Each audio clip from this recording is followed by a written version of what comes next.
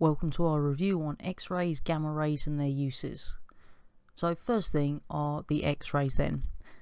Chances are you've had an X-ray in the past, and the reason that you're probably having that X-ray is to check to see if you had a broken bone.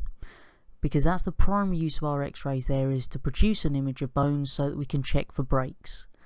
Now the way that they actually work then is most of those X-rays will pass through the patient, but any denser material such as bone will absorb the radiation and therefore show up on the film. When we're thinking about X-rays and gamma rays, they are actually quite similar to one another in a variety of ways.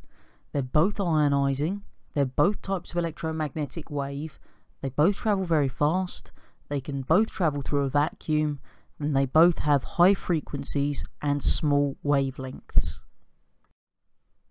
However, they do have some key differences that we need to remember.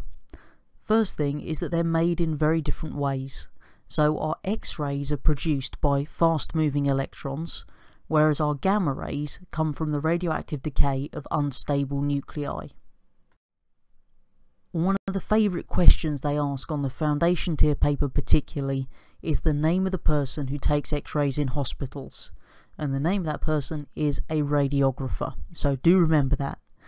Now they do have to follow a few safety precautions to ensure that they reduce their exposure to the X-rays that they're carrying out.